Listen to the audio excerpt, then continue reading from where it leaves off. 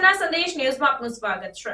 સુશાસન દિવસ નિમિત્તે નડિયાદના નગરજનોની આશા પર પાણી ફરી વળ્યું। સુશાસન દિવસની નડિયાદ શહેર તેમજ ગુજરાત સહિત સમગ્ર દેશમાં ઉજવણી થઈ રહી છે, ત્યારે નડિયાદના નગરજનોને આશા હતી કે નગરપાલિકાને મહાનગરપાલિકાનો દરજ્જો મુખ્યમંત્રી દ્વારા પરિપત્ર દ્વારા જાહેર કરવામાં આવે, પરંતુ મુખ્યમંત્રી દ્વારા કોઈપણ જાહેરાત નગરપાલિકાને લઈને ન થતા નડિયાદ શહેર કોંગ્રેસ પ્રમુખ હાર્દિક ભટ્ટ દ્વારા કટાક્ષ કરતા પ્રતિક્રિયા આપવામાં આવી હતી। હાર્દિક ભટ્ટ, નડિયાદ શહેર જિલ્લા કોંગ્રેસ પ્રમુખ। આજે સુશાસન દિવસ હતો, નડિયાદ નગરપાલિકાને મહાનગરપાલિકાનો દરજ્જો અપાયો નથી, શું કહેશો આ બાબતે? કદાચ ઉપલા અધિકારીઓને એવું ખબર છે કે નડિયાદ જોઈએ એટલું વિકસિત હજુ બન્યું નથી છેલ્લા 25 વર્ષમાં એક હથ્થું શાસનમાં। નડિયાદની અંદર ઘણી બધી પાયાની સુવિધા હજુ લોકોને મળતી નથી, જેવી કે રોડની સુવિધા, જેવી કે ગટરના ગંદા પાણી રોડ ઉપર આવી જાય છે તેના નિકાલની સુવિધા, આખું ગામ ચારે બાજુથી કચરાના ઢગલાથી ભરાઈ ગયું છે તેના નિકાલની સુવિધા। પ્રથમ તો કહેવું એવું છે કે અધિકારીઓ પ્રજાનો વાંક કાઢે છે, પણ સુશાસનમાં તેઓની કોઈ જવાબદારી હાથ ઉપર લેવા આ અધિકારીઓ તૈયાર નથી। નડિયાદના 4 ગરનાળા વરસાદના 2 મહિનામાં કેટલો સમય પાણીમાં રહે છે, તો તમે 25 વર્ષમાં શું કર્યું? 25 વર્ષમાં તમે એ ગરનાળામાં પાણી ના ભરાય એનો નિકાલનો કોઈ પણ પ્રકારનો તમે ઉપાય કર્યો નથી। મિશન રોડ વાળો બ્રિજ જુઓ, સાઈડ ઉપર ચાલવાના જે રસ્તો કહેવાય એની ટાઇલ્સો પણ આ લોકો પેલો બ્લોક પણ ઉખાડીને લઈ ગયા, બરાબર? એવું તો તમારું રાજ છે નડિયાદમાં।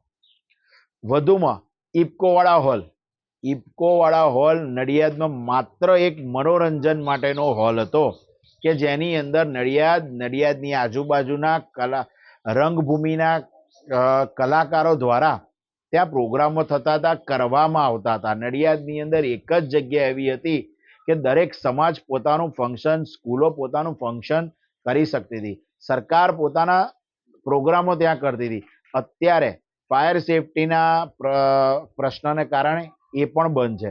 તો આ બધું જવાબદારી કોની આવે? નગરપાલિકાના પ્રમુખની, નગરપાલિકાના ચીફ ઓફિસરની, ચૂંટાયેલી પાંખની, કે ચૂંટાયેલા બધાના પ્રતિનિધિ એવા ધારાસભ્યની કે સંસદ સભ્યની?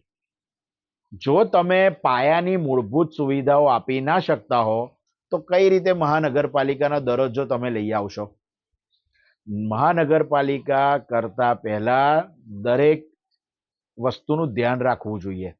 ટ્રાફિકની સમસ્યા, રોડ ઉપર ગાયોની સમસ્યા, આ બધી સમસ્યા તમે ક્યાં કશો હલ કર્યું છે? તમારામાં આવડત નથી।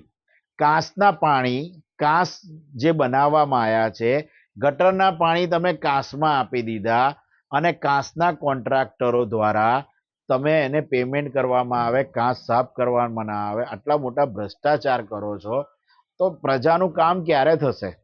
તમે એવું એક એવું કામ બતાવો જેમાં નડિયાદની અંદર, ચલો બાગ જોવા જાઓ, તલાટી બાગ જુઓ તો એની હાલત શું છે?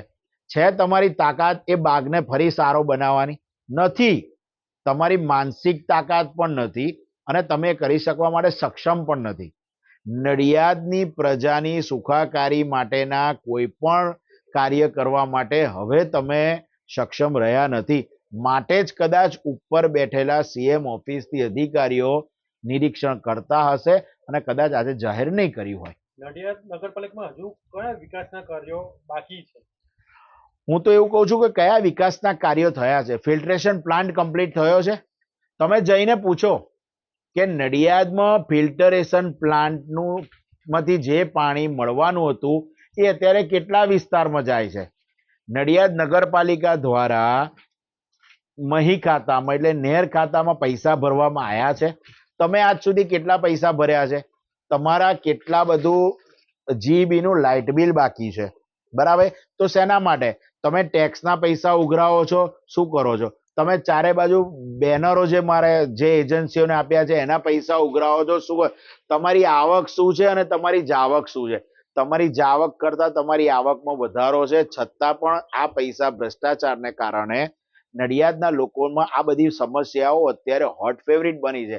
આખું ગામ થાકી ગયું છે પણ બોલી શકતું નથી, કારણ કે એમના બોલ્યા પછી તમારા જે રિએક્શનો આવે છે તેનાથી લોકો ગભરાય છે. પ્રાર્થના સંદેશ ન્યૂઝની તમામ લેટેસ્ટ અપડેટ્સ માટે ચેનલને હમણાં જ લાઈક, શેર અને સબસ્ક્રાઇબ કરો.